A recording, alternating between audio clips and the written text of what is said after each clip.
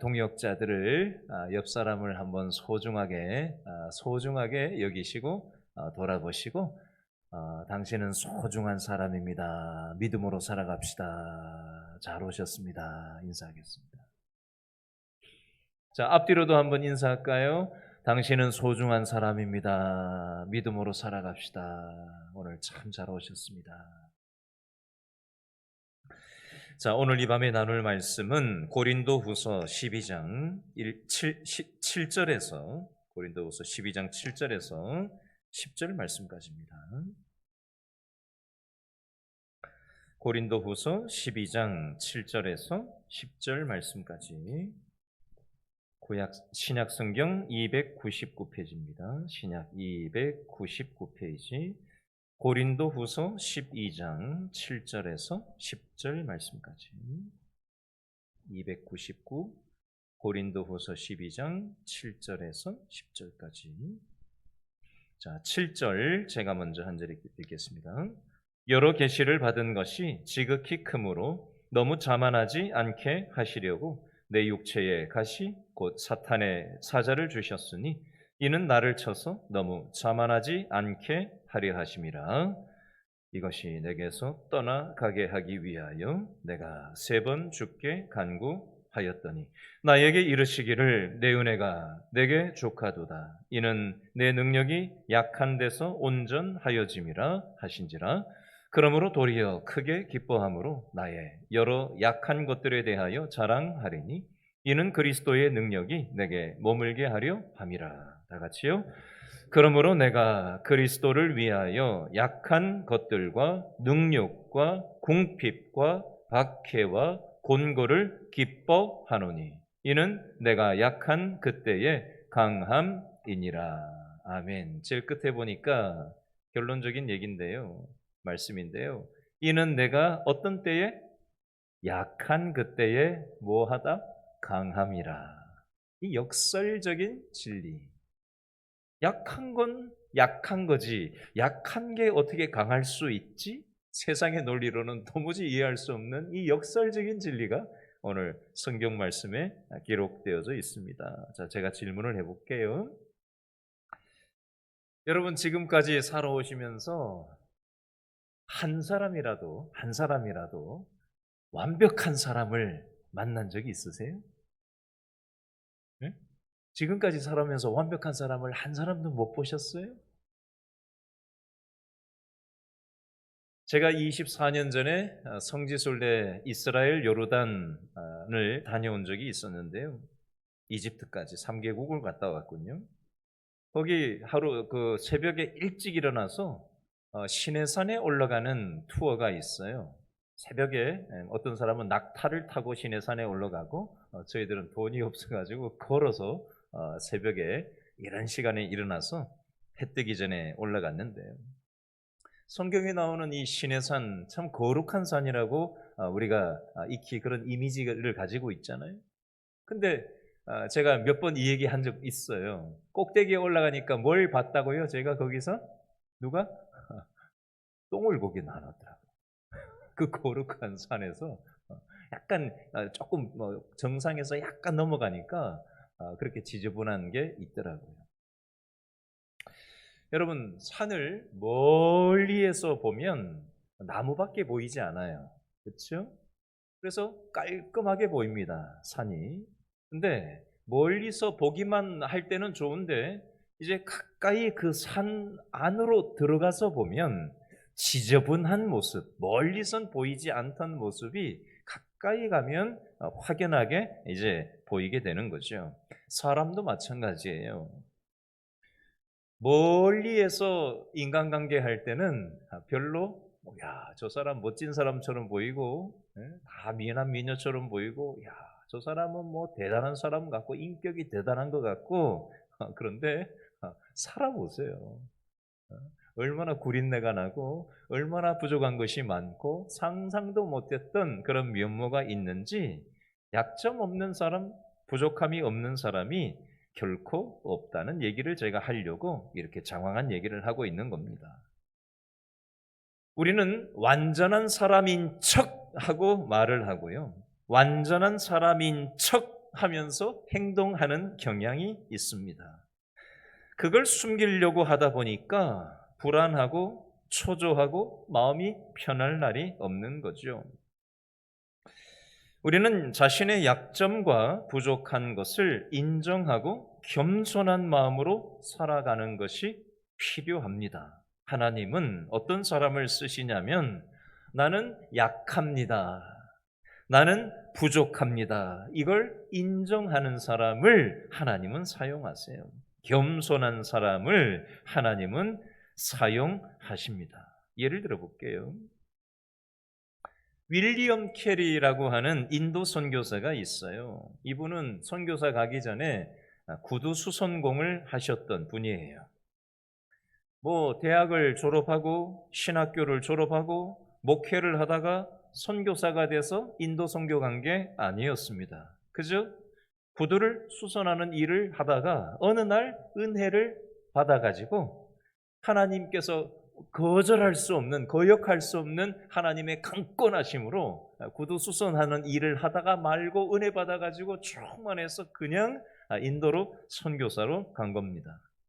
이걸 잘 알고 있었던 사람들이 이 윌리엄 캐리를 향해서 뒤에서 이렇게 수근수근 거렸다고 합니다.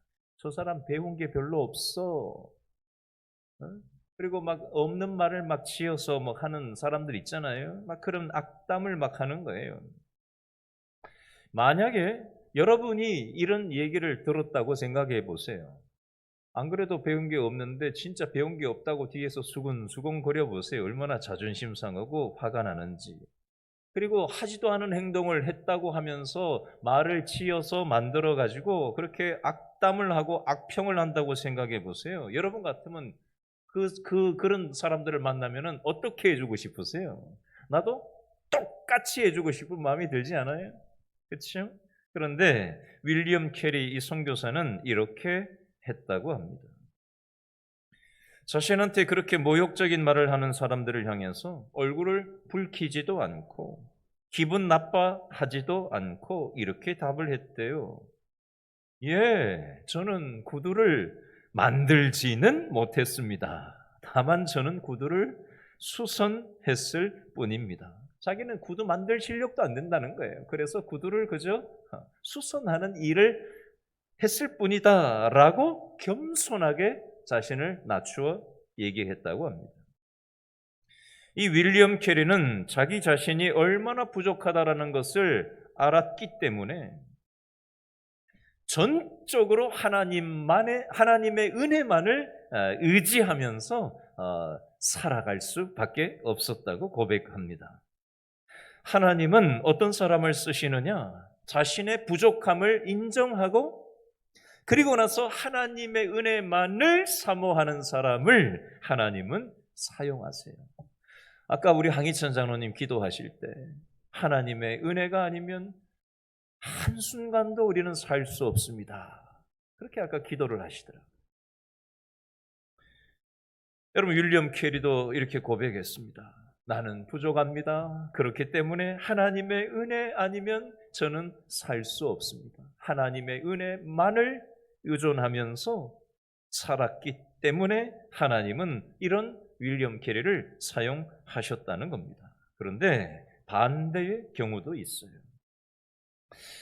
자신을 마치 완전한 사람인 양 착각을 하고 그렇게 자신은 완전한 사람이라고 의식을 하다 보니까 우쭐하는 마음이 생기는 거예요. 나는 대단해. 나는 많이 배웠어. 나는 말도 잘해. 나는 일도 잘해. 나보다 잘하는 사람 어디 있을까? 이러면서 나같이 완전한 사람이 어디 있어? 라고 하면서 자신을 완전한 사람인 것처럼 착각하는 사람은 교만하게 행동하게 돼 있어요. 그러면 하나님은 이런 사람을 들어 쓰시지 않습니다. 자기 자신이 너무 부족하고 약점이 많기 때문에 하나님 앞에 쓰임받을 수 없다고 생각하는 사람들이 간혹 있습니다. 이렇게 얘기하시는 분이 있더라고요. 우리 교회 성도들 중에 가끔 대화하다 보면 이렇게 얘기하시는 분이 있어요.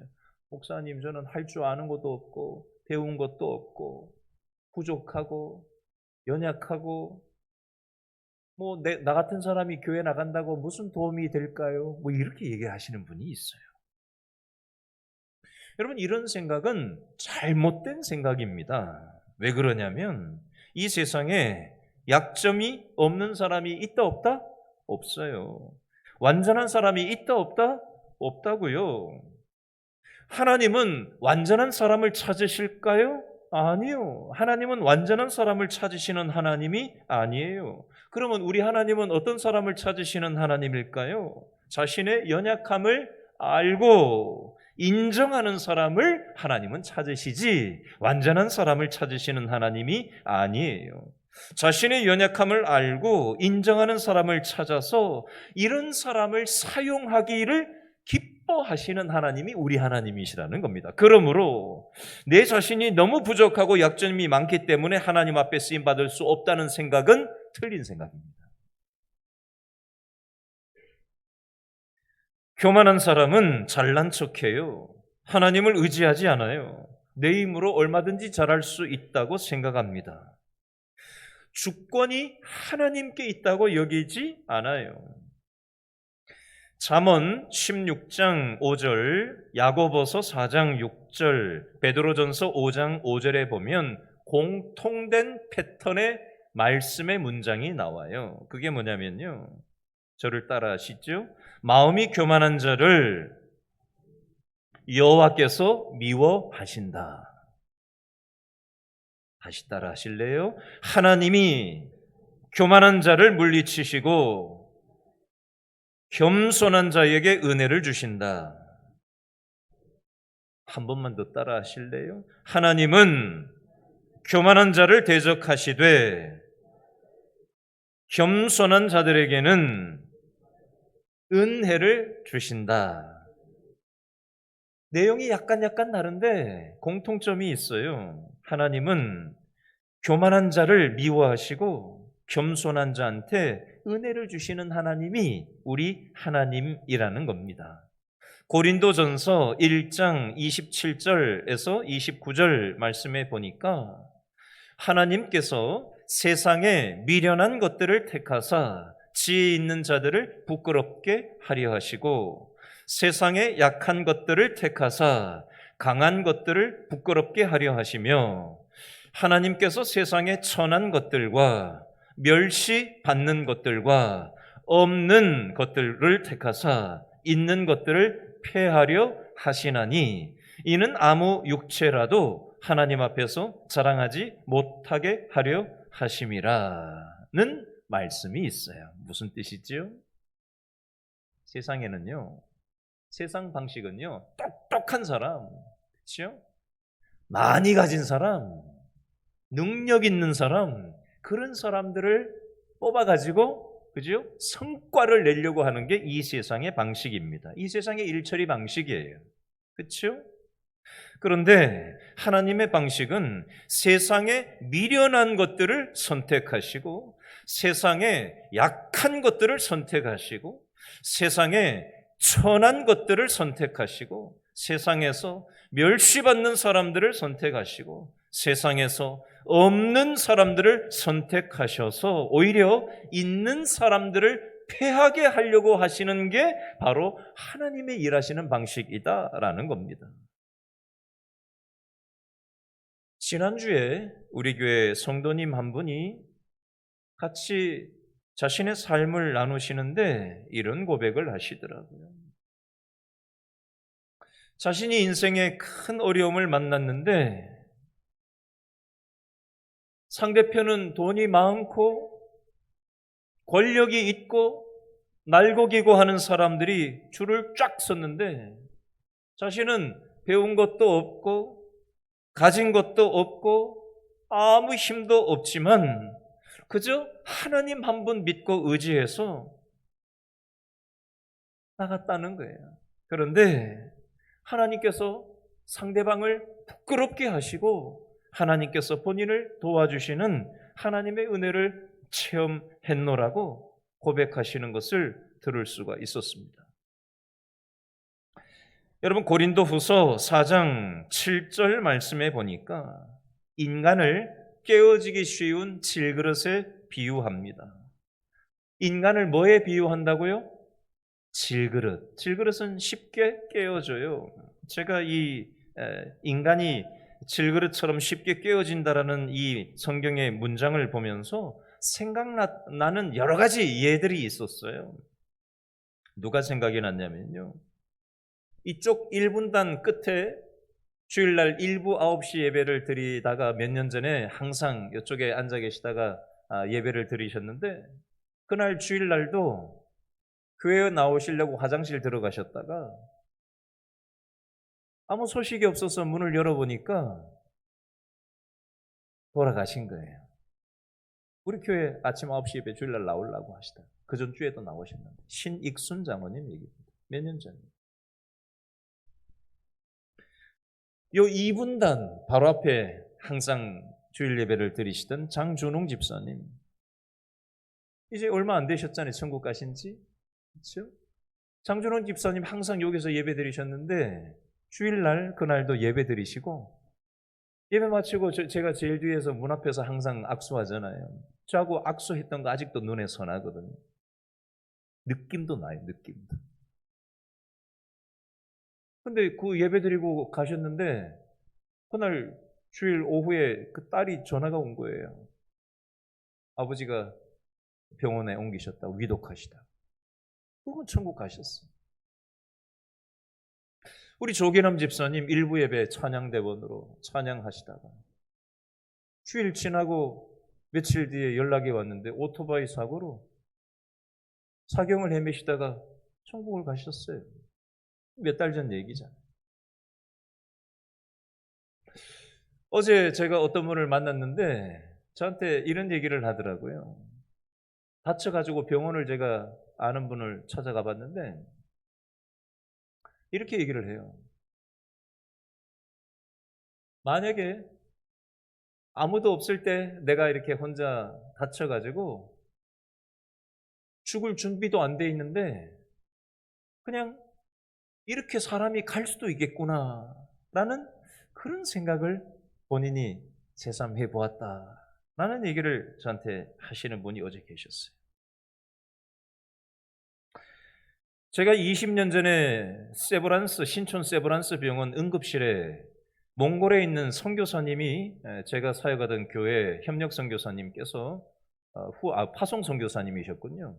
몽골에서 비행기 타고 오셨는데 심장이 안 좋으셔가지고 앰뷸런스로 신촌 세브란스로 응급실로 모셨는데 옆 침대 세 칸 옆에 갑자기 환자 하나가 실려왔는데 오토바이 사고로 실려왔다고 하면서 의료진들이 한 10명이 달려들더라고요.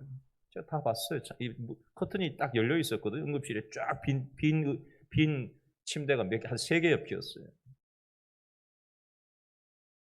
오토바이 사고 나니까 이게 복수가 그냥 확 차더라고요. 배가 볼록 나오더라고요. 그래서 막 산소호흡기 되고 막 의료진 10명이 달려들어서 막 이것저것 해봤는데 뭐 불과 한 10분, 15분 됐을까요? 사망하시더라고요. 청년이었어요. 그걸 제가 고스란히 다 봤어요. 여러분, 고린도후서 4장 7절, 인간을 깨어지기 쉬운 질그릇에 비유합니다. 성경에 헤롯 왕이 나와요. 헤롯 왕이잖아요. 왕. 근데 성경에 보니까 그 당시 헤롯 왕은 자기가 신적인 존재로 떵떵거리면서 살았었는데 성경에 보니까 충이 먹어서 죽었다라고 돼 있어요. 충이 먹어서 죽었다. 충은 벌레를 얘기하잖아요. 뇌염 모기에 물렸는지 어땠는지는 정확히 알지 못하지만 벌레에게 물려 죽는 것이 인간이에요. 여러분, 우리는 하나님의 은혜가 아니면 하루도 살 수 없는 존재입니다. 그러므로 우리는 겸손하게 우리의 삶을 대할 필요가 있습니다. 오늘 우리가 읽은 고린도후서 12장 7절부터 10절에 보면 사도 바울이 나오는데, 사도 바울은 하나님께 큰 은혜를 받고 경험한 사람이에요. 근데 사도 바울은 병이 있었어요. 병이. 육체의 가시라고 성경에는 표현하고 있는데, 사도 바울의 육체의 가시는 어떤 육체적인 장애가 있었는지, 어떤 만성적인 질환이 있었는지 정확하진 않아요. 그러나 어떤 육체의 병이 있었나 봐요. 육체의 병이 있으면 사람들 중에 이렇게 생각하는 사람들이 있어요. 나는 병이 있어서, 나는 연약해서 하나님 앞에 쓰임받을 수 없어 라고 아까도 얘기했지만 이런 생각을 갖고 살아가는 사람들이 많아요. 그런데 아까도 얘기했지만 하나님은 오히려 약점이 있는 사람을, 부족한 사람을 사용하시기를 기뻐하십니다. 예를 들어볼까요? 1967년에 이스라엘의 총리를 지냈던 골다 메이어라는 이스라엘 총리가 있어요. 이 골다 메이어 총리가 사후에 자서전이 나왔는데 이런 글귀가 있다고 합니다. 내 얼굴이 못난 것이 다행입니다. 나는 못났기 때문에 기도했고 못났기 때문에 열심히 공부했습니다. 나의 약함은 이 나라에 도움이 되었습니다. 우리의 실망은 하나님의 부르심이었습니다. 골다 메이어는 수상의 자리에 있는 12년 동안 아무도 모르게 백혈병과 사투를 벌이면서도 하나님을 붙잡고 기도하면서 이 직을 잘 감당했다고 합니다. 자, 오늘 고린도후서 12장 8절, 9절 말씀에 보면 사도 바울이 육체에 가시가 있었다. 그래서 이 육체의 질환을 3번 고쳐달라고, 나 이 병 좀 고쳐달라고 사도 바울이, 하나님 나 이 병 좀 고쳐주세요. 하나님 나 너무 힘들어 이 병 좀 고쳐주세요. 하나님 나 제발 이 병 좀 고쳐주세요. 3번 주께 간구하였다라고 되어져 있습니다. 그런데 하나님이 어떤 말씀을 주세요? 내 은혜가 내게 족하다. 이는 내 능력이 약한 데서 온전하여 짐이라. 도리어 크게 기뻐함으로 나의 여러 약한 것들에 대해서 자랑하겠다. 하나님의 말씀을 듣고 나서 사도 바울이 나의 약한 것들이 오히려 자랑이 된다라고 믿음으로 고백하고 있습니다. 아까 우리가 고린도후서 12장 10절 제일 끝에 읽었던 것처럼 그러므로 내가 그리스도를 위하여 약한 것들, 능욕, 궁핍, 핍박, 곤란을 기뻐하노니 이는 내가 약할 그때에 곧 강함이니라. 사도 바울이 이렇게 믿음의 고백을 하고 있습니다. 사도 바울에게만 육체의 가시가 있었던 게 아니죠. 저와 여러분에게도 약점이 있고 부족한 면이 있고 어떤 것 때문에 잠 못 이루는 인생의 문제가 있을 수 있습니다.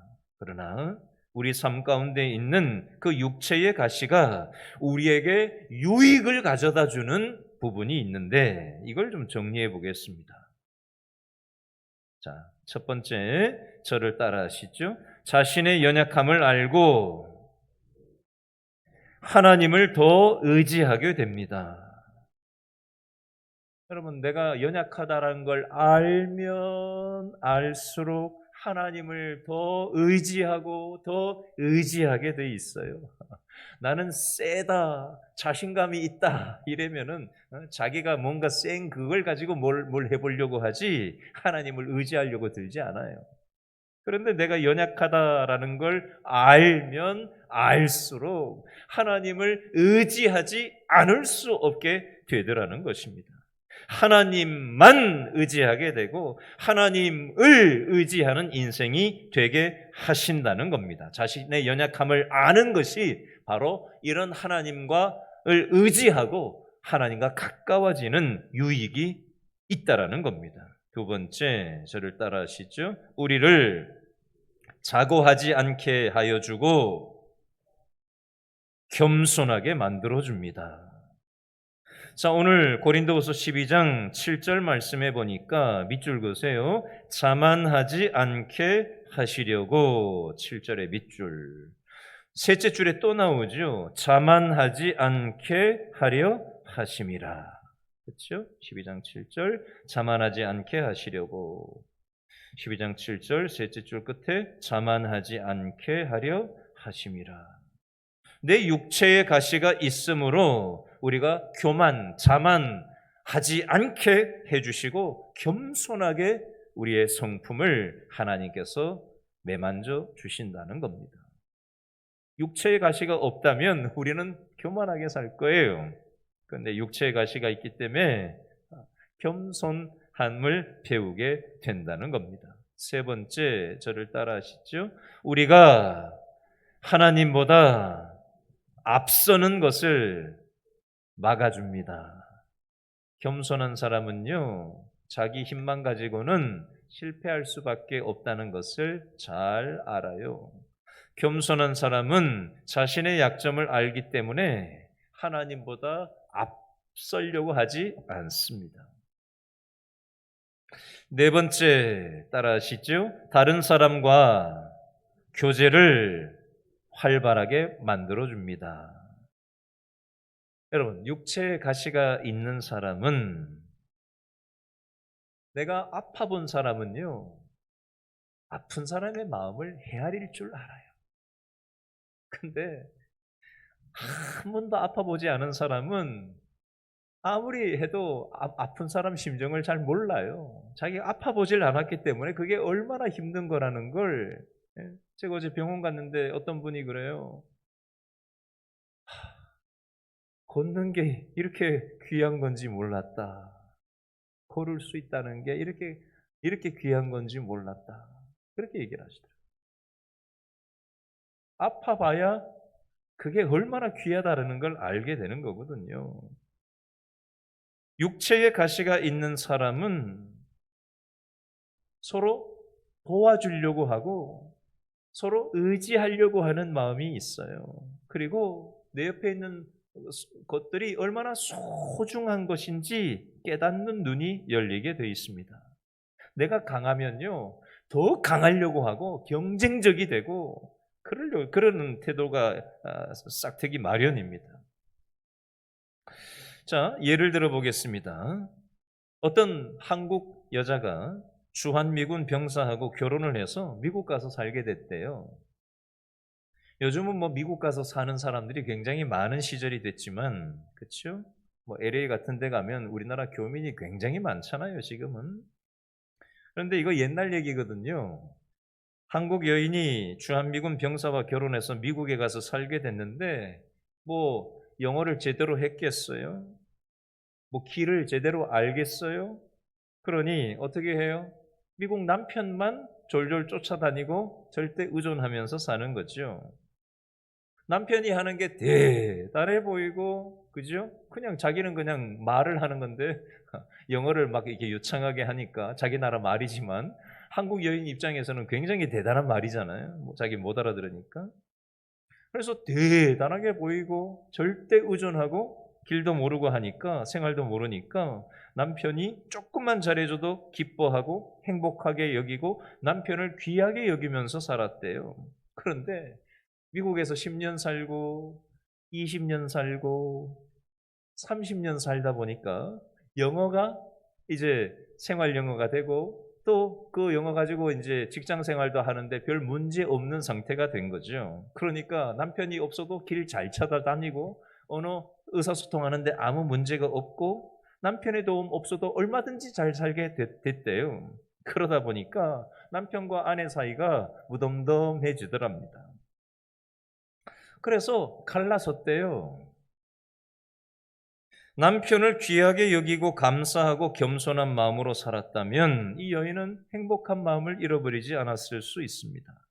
그런데 남편을 귀하게 여기지 않고 감사를 잃어버리고 겸손한 마음을 잃어버리니까 그것이 불행한 삶의 방향이 되더라는 것입니다. 자, 마지막입니다. 약점을 극복한 사람, 따라하시죠. 약점을 극복한 사람이 약점을 가진 다른 사람을 돕고 치유해 줄 수 있습니다. 여러분, 성경에 보니까 모세가 성질이 어떻게 나오지요? 처음에 모세가 성질이 좋았어요, 나빴어요? 모세가 성질이 대단했어요. 성질이 불같았어요. 오죽했으면 애굽 사람을 때려 죽였잖아요. 자기 생각하고 다르니까 모세가 사람을 때려 죽였다니까요. 여러분, 사람을 때려 죽이는 게 쉽습니까? 얼마나 성질이 불같으면 사람을 때려 죽이겠어요. 모세는 약점이 성질이 대단한 성질이었고 불의를 참지 못했습니다. 화가 나가지고 말로 명하라고 한 반석을 지팡이로 친 게 모세였고요. 우상 숭배하는 이스라엘 백성들을 보고 화가 나가지고 막 성질이 나가지고 십계명에 쓰여진 하나님이 쓰라고 한 그 돌판을 깨뜨려 버린 게 모세였습니다. 아주 불같은 성격이었어요. 그런데 모세가 성경에 보니까 온유한 사람이라고 성경에서 표현합니다. 하나님이 이 불같은 성격의 사람을, 약점이 있는 불같은 성격을 하나님께서 온유한 사람으로 바꾸어서 사용하신다는 겁니다. 사사기 6장에도 보면 기드온이 나와요. 기드온의 약점은 자존감이 굉장히 낮았어요. 그리고 불안감이 많은 사람이었습니다. 그런데 하나님은 이 기드온의 약점을 큰 용사로 기드온을 바꾸어서 사용하십니다. 아브라함도 약점이 있었어요. 아브라함은 두려움이 많은 사람이었어요. 그래서 자기 부인을 2번이나 동생이라고, 누이 동생이라고, 저 여자 내 부인 아니라고 죽을까봐 두려워가지고 누이 동생이라고 2번이나 부인을 팔아먹은 못난 남편이 바로 아브라함이었습니다. 왜 그랬을까요? 두려움 때문에 그랬어요. 그런데 이렇게 연약했던, 약점이 있었던 아브라함을 하나님은 믿음의 조상으로 뒤바꾸어 사용하셨습니다. 우리가 잘 아는 베드로, 얼마나 충동적이고 의지가 약한 사람인지 몰라요. 의지가 박약한 사람인지 몰라요. 근데 이 베드로를 하나님께서 반석으로 사용하십니다. 다윗, 살인자였고 간음을 행한 사람이었습니다. 그런데 이 다윗을 하나님께서는 내 마음에 합한 사람이다 라고 하나님은 뒤바꿔 사용하십니다. 오늘 성경의 고린도후서 12장 7절부터 10절에 나오는 사도 바울은 어떤 면모가 있었냐면, 로마서 7장 19절에 보니까 사도 바울이 자기 자신을 이렇게 고백합니다. 내가 원하는 바 선은 하지 아니하고 도리어 원치 아니하는 바 악은 행하는도다. 저와 여러분의 모습하고 비슷하지 않습니까? 선을 행해야 되는데 악을 행하는 모습이 저와 여러분에게도 사도 바울처럼 있지 않아요? 사도 바울도 이랬다는 겁니다. 고린도전서 2장 3절에 보니까 사도 바울이 이렇게 고백합니다. 내가 너희 가운데 거할 때에 약하고 두려워하며 심히 떨었노라. 저와 여러분도 살다 보면은 약하고 두려워서 심히 떠는 그런 일들이 많지 않습니까? 우리하고 비슷하죠, 사도 바울. 그런데 이 두려움에 벌벌 떨던 사도 바울을 하나님께서는 위대한 사도로 변화시키셔서 사용하시더라는 겁니다. 하나님은 완전한 자, 강한 사람을 쓰는 것이 아니라 연약한 자를 하나님은 사용하십니다. 자신의 연약함을 인정하고 정직하고 솔직하게, 하나님 저는 부족합니다. 하나님의 은혜가 아니면 살 수 없습니다. 하나님 도와주세요. 이렇게 하나님 찾는 사람을 하나님께서는 오늘 이 밤에 만나주시고 내가 너의 삶을 들어서 변화시켜서 아름답게 사용하기를 원한다. 하나님께서는 말씀합니다. 오늘 이 밤이 하나님 저는 부족합니다. 하나님의 은혜가 필요합니다. 하나님 도와주세요. 이렇게 의지하는 저와 여러분 될 수 있기를 바랍니다. 자, 아까 했던 찬양 중에 우리 슬픈 마음 있는 사람 찬양하시고 기도하도록 하겠습니다. 우리 박수하시면서 한번 찬양합시다. 슬픈 마음 있는 사람 예수 이름 믿으며, 좀 더 빨리 합니다. 영원토록 변함없는 기쁜 마음 얻으리. 예수의 이름은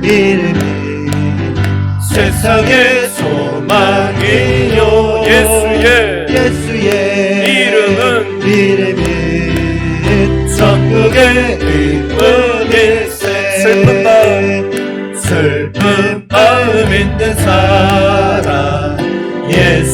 이름 믿으며 영원토록 변함없는 기쁜 마음 얻으리. 예수의 이름은 세상의 소망이요. 예수의 이름은 천국의 기쁨일세. 슬픈 마음을 오늘 가지고 나오셨습니까? 낙심한 마음을 오늘 이 밤에 가지고 나오셨습니까?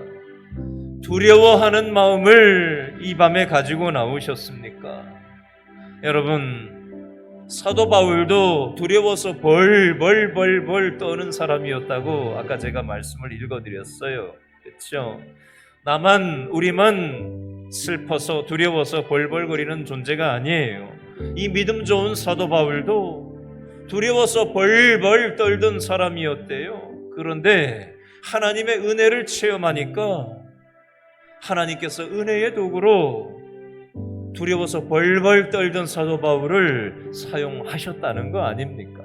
사도 바울이 완전했기 때문에 하나님이 쓰신 게 아니에요. 약점이 없었기 때문에 사용한 게 아니라는 겁니다. 하나님은 자신감에 충만한 사람을 쓰지 않으십니다.